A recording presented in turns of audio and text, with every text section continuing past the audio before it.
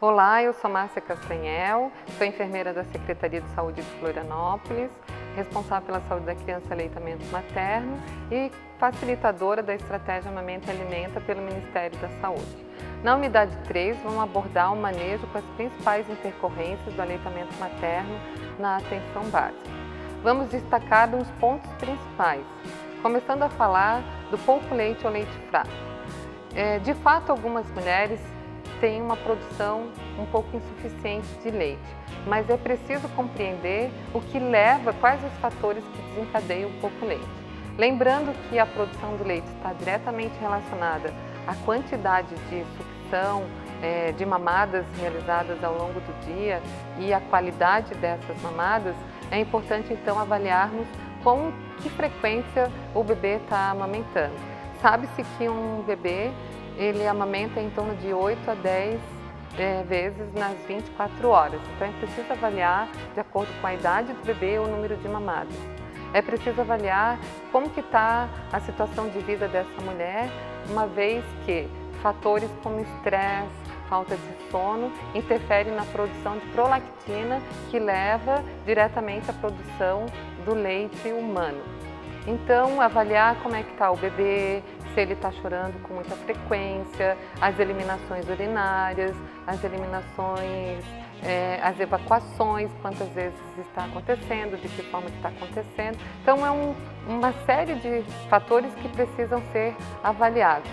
É preciso acolher essa mulher, escutar seus anseios, suas angústias. Por vezes ela se sente incompetente e incapaz de alimentar seu filho. É preciso compreender a sua decisão, o seu desejo de querer ou não amamentar. Passado isso, no momento do atendimento, quer seja na unidade de saúde ou na visita domiciliar, ou mesmo ainda numa unidade hospitalar, é importante avaliar como que está sendo essa pega, como o bebê está sugando, como o bebê está pegando, se a pega está adequada, porque esse é um fator também importante para uma mamada eficaz. É preciso, então, depois de avaliar e identificar os fatores que levaram a pouca produção de leite, fazer a orientação para que aumente o número de mamadas, avaliar o número de eliminações urinárias do bebê. É preciso estimular que ela tenha uma rede de apoio para que ela possa descansar no momento em que o bebê também descanse, porque o sono profundo, o sono REM, aumenta a produção de prolactina. Então é preciso identificar quem que pode apoiar essa mulher ao longo desse dia da amamentação. Reavaliar a necessidade de uso de algum medicamento que tem algumas evidências científicas que podem aumentar a produção de prolactina. Isso deve ser discutido com a equipe, com o médico, com o enfermeiro, para identificar se há necessidade dessa mulher fazer o uso de medicação. E antes de liberar essa família, essa criança, essa mulher, sempre se colocar à disposição para qualquer intercorrência ela retornar. No mínimo a cada 2 ou 3 dias para fazer uma nova avaliação e da eficácia da mamada. É preciso depois avaliar o ganho de peso do bebê e o crescimento do bebê para que ela se sinta capaz e ela se sinta fortalecida de que o leite materno está sustentando o seu filho. Vamos falar sobre os traumas mamilares. Os traumas mamilares podem ser caracterizados como eritema, edema, manchas amareladas e o mais comum que se conhece são as fissuras mamilares, que são decorrentes de vários fatores. Uma das principais causas que levam às fissuras mamilares, aos traumas, é o posicionamento e a pega incorreta, o uso de bombas de extração de leite e que, além de gerar traumas físicos, podem levar também a traumas psicológicos ou emocionais à mãe, por muitas vezes ela se sente incapaz de ela mesma fazer a extração manual do leite. Então, uma vez que a mulher apresente traumas mamilares ou fissuras mamilares, é importante lembrar o que a gente deve fazer para tratar esses traumas mamilares. A gente precisa avaliar durante o acolhimento, a consulta, entender como que está esse processo de amamentação, como que está as relações familiares, qual a relação dela e o momento que ela tem para amamentar seu filho, e durante a avaliação fazer o exame de como que está sendo feita essa pega. Se a pega estiver inadequada, se a posição é inadequada, devemos corrigir a pega. Se a mama estiver engurgitada ou com excesso de leite, amaciar e extrair o leite manualmente para amaciar a areola e os mamilos antes de oferecer a mama ao bebê.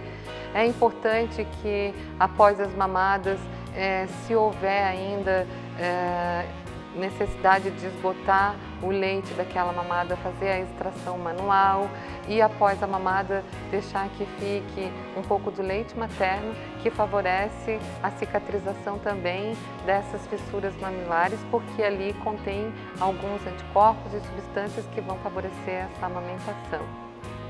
Um outro cuidado que precisa ser avaliado, o tamanho dessa lesão, dessa fissura nos mamilos. Caso ela tenha muita dor e tenha muita dificuldade para amamentar, é importante avaliar e começar a mamada sempre na mama menos afetada. E oferecer a mama com trauma para o bebê. Se ela sentir muita dor, ela deve evitar nos primeiros dias até que favoreça a cicatrização, fazendo sim o esgotamento dessa mama com extração manual.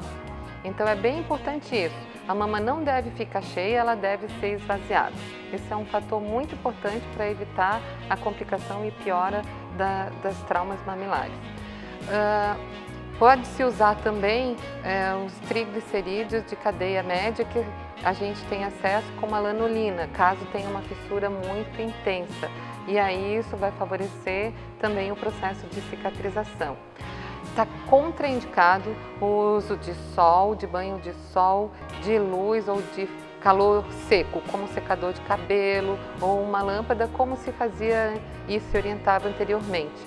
Isso está em desuso. Por quê? Porque as cicatrizações de feridas, elas não precisam mais ter um meio seco, a gente precisa manter o meio úmido para favorecer a cicatrização. Sempre importante avaliar a necessidade de medicação para dor e se há sinais de infecção para avaliar se há indicação de antibiótico terapia. Por isso essa avaliação ela é multidisciplinar e interdisciplinar. É preciso sempre fazer uma avaliação e discussão com a equipe para saber qual o melhor tratamento e conduta diante dessa situação em relação aos traumas mamilares. E sempre se colocar à disposição e orientar que retorne à unidade ou que vai receber a visita domiciliar em torno de 3 dias para avaliar a eficácia da amamentação e a evolução das lesões. Vamos falar agora sobre engurgitamento mamário e mastite. O engurgitamento mamário ele pode ser fisiológico ou patológico. O engurgitamento fisiológico ocorre em torno do 3º ou 4º dia pós-parto, geralmente quando acontece a pojadura, ou seja, a produção do leite humano. Existem alguns fatores que podem levar ao engurgitamento mamário. A estase de leite nos ductos lactíferos, ou seja, o não esgotamento da mama, mamadas infrequentes, número insuficiente de mamadas e pega inadequada. Então, caso a mulher apresente o engurgitamento mamário, algumas medidas são importantes para fazer a correção desse problema. Então, avaliar a mamada, avaliar a pega, estimular a livre demanda, não estabelecer tempo para as mamadas. O bebê deve sugar uma mama em cada mamada e esgotar a mama durante a mamada. Caso ele não tenha esgotado todo o leite e tenha ainda excesso de leite após a mamada, é preciso fazer a retirada desse leite por meio de extração manual. Como as mamas estão engurgitadas e podem estar relacionadas com com o aumento da produção do leite, nesse caso indica-se as compressas frias úmidas, porque as compressas frias vão fazer vasoconstricção, ou seja, vão diminuir o fluxo de sangue para a mama e, consequentemente, diminuir a produção do leite. Então, nos intervalos da mamada é importante fazer essas compressas frias úmidas, não passando de 10 minutos para que não tenha o efeito rebote. Outro cuidado importante é fazer as massagens circulares ao redor da mama, e também um outro cuidado, como as mamas estão engurgitadas, a areola e o mamilo também vão estar tensos. É preciso retirar um pouco, ordenhar o leite antes de oferecer a mama para o bebê, a fim de que facilite a sucção e a pega correta. E também, como todas as outras intercorrências, se colocar à disposição, solicitar para um retorno breve, para reavaliação e rever as condutas. Porque caso o engurgitamento não seja corrigido e tratado, esse engurgitamento é uma das principais causas da mastite. Então, como que eu avalio que essa mulher tem mastite?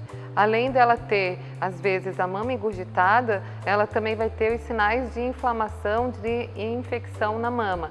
Quais são esses sinais? Ela pode ter uma parte da mama, ou às vezes toda a mama, com vermelhidão, com calor, com rubor, que são os sinais inflamatórios. Então a gente precisa avaliar também todos os cuidados, todos os fatores que possam estar interferindo no engurgitamento.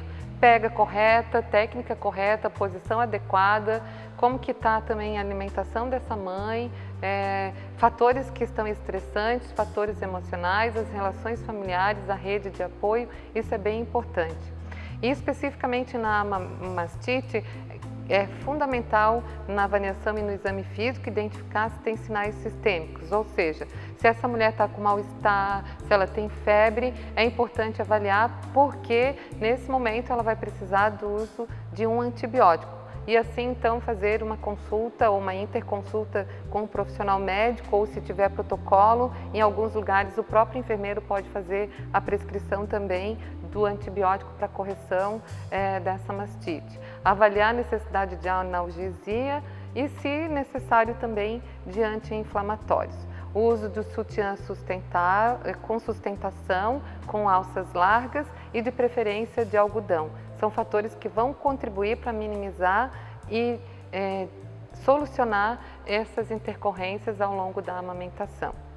Então vamos chegando ao fim de mais uma unidade, onde foi abordado alguns pontos relacionados às principais intercorrências, manejos em relação ao aleitamento materno, que estão mais aprofundados ao longo dessa unidade, e espero que tenha contribuído mais uma vez para o aprendizado, para novas evidências científicas em relação ao tratamento e aos cuidados para as mulheres nesse período da nutrição dos seus bebês.